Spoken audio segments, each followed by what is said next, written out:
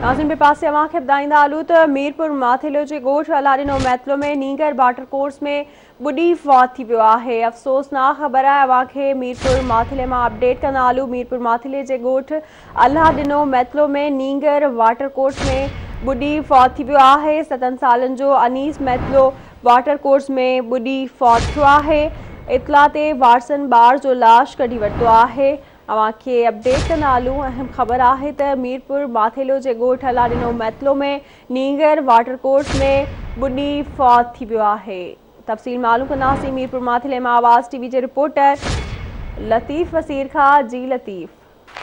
जी संजा बिल्कुल ही मीरपुर माथिलो जो ॻोठ आहे अलाडिनो मीतलो जिते 7 वरे जो नीगर अनीस पुट मोहम्मद अमीन जो ॿारड़ो आहे वाटर कोर्स में किरी ॿुॾी फौत थी वियो आहे। इतला ते उनके वारसनि पुछी करे उनजो लाश घर खणायो आहे। रोज़ ॾाढो मसइलो आहे। हालांकि ॻोठ भर वॾो वाटर कोर्स आहे जिते फुल हुई फुल सभून हाल बणियल हुई जिते ख़ासि तौर ते ॻोठाणा माण्हू उनजी अच वञ हुई ॿारड़ो उतां क्रॉस करे रहियो त ॿुॾी फौत थियो आहे ऐं उन खां पोइ उनजे घर में जेको आहे रोज़ ॾाढो मसइलो आहे। जी ठीक है, वॾी महिरबानी अवांजी लतीफ़ अपडेट करण लाइ।